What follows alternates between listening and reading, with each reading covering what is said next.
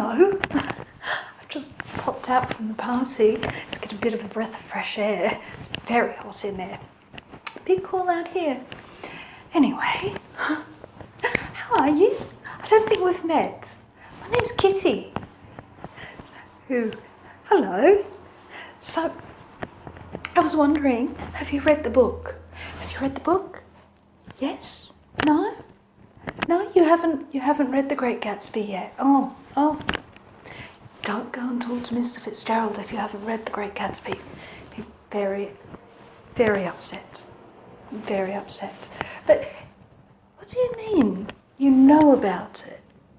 You know about it. Well, I thought I knew about it. I did. I thought I knew all about The Great Gatsby. I thought I knew what it was. Until which I realised I had no idea when I finally read it.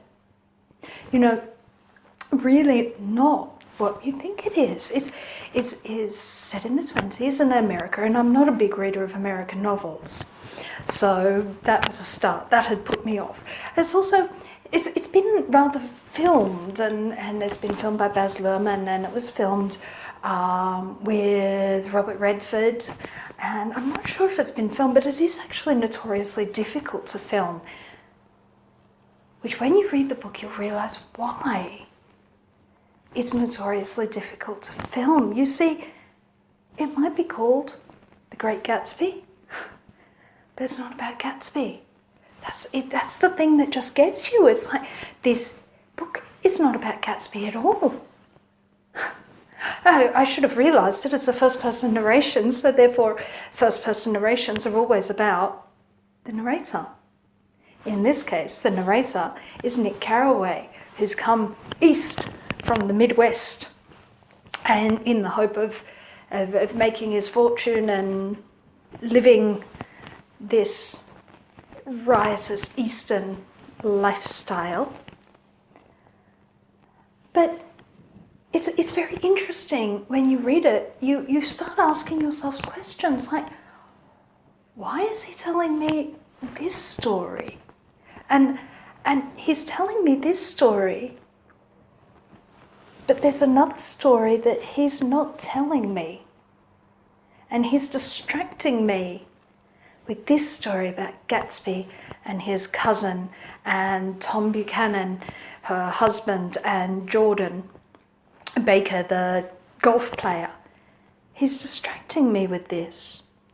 But there's another story. The whole book is very ephemeral. The whole book is as ephemeral as Gatsby himself. Everybody's heard about The Great Gatsby. Everyone has talked about it. Everyone has been characters in a Gatsby party speculating on the host. And it's a book that made me think of the line from Yeats's poem The Second Coming, which is a 1919 poem, so a very similar time period, that things fall apart and the centre does not hold. And that's what this is a book about. There is no moral centre. People are outraged and confronted by behaviour that occurs, but it's hypocritical. So that Tom Buchanan can be very outraged that Gatsby's a bootlegger, but at the same time drinks copiously in Prohibition America. We can have Tom Buchanan outraged at Gatsby and his wife carrying on, very discreetly, mind you, but he likewise is carrying on with Myrtle. It's very, but his outrage comes from not a moral centre, which is really fascinating. There is no moral centre to this novel. And the war has ripped the moral centre out of this world. And so the old things that were holding things together, things that people can rely on, things that Jay Gatsby relies on, the idea of love and the concept that this is America and anyone can make it, have somewhat been destabilised. And so while Gatsby can make money, his money is the wrong money. It's not correct money, not like on the other shore, on the eastern side, where the old money is, the correct money, the good money, the money that comes back to the family.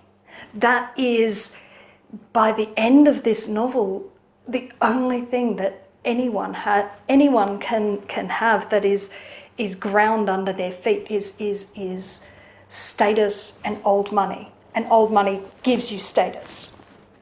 Whereas everyone else is left in this world that floats.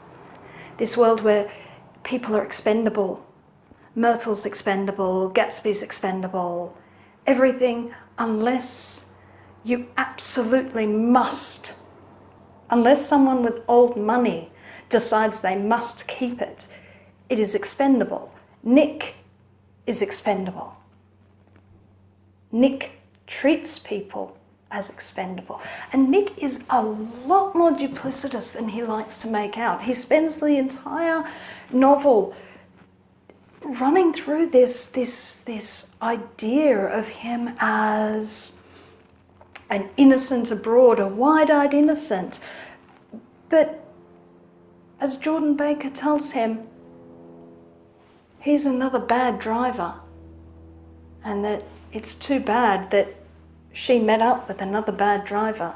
She mistook him as honest and take me as you see me, which is what she relies upon, because she is a bad driver and a liar and a dishonest individual. But so too is Nick. Nick is not Gatsby's friend. Nick despises Gatsby and admits that, not to Gatsby, but to himself. He does admit that.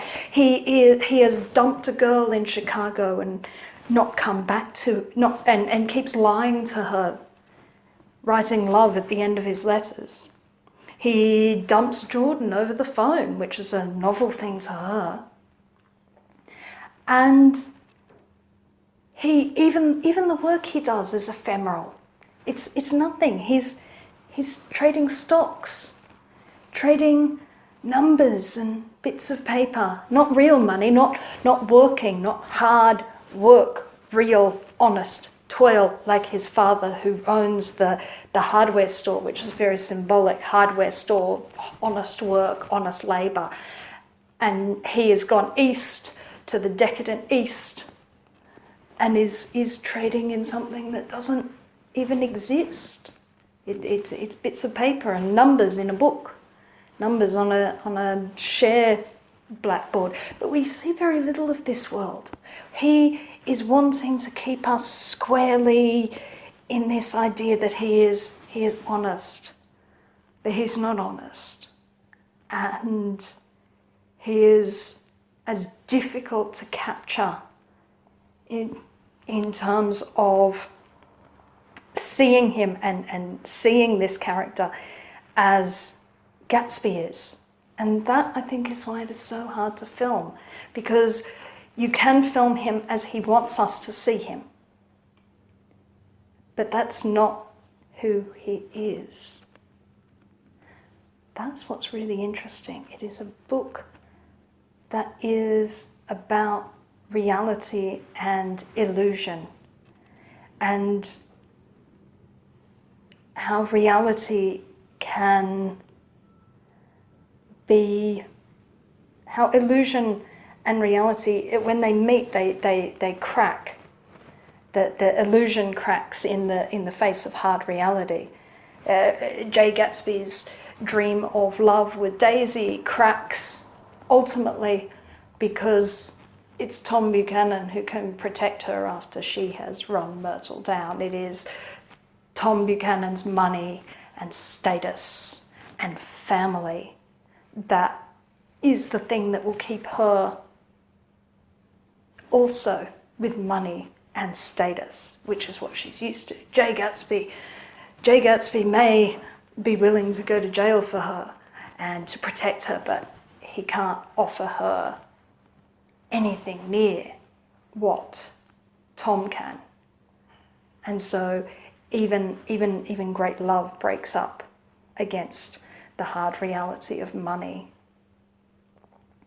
So, as you can see, not the story, perhaps, that you thought it was. So, I'd encourage you to go read it. It is worth reading. And I'm going to go back into the party now, cooled off a bit. And I'll see you again another time, and we'll talk about some more books. Bye.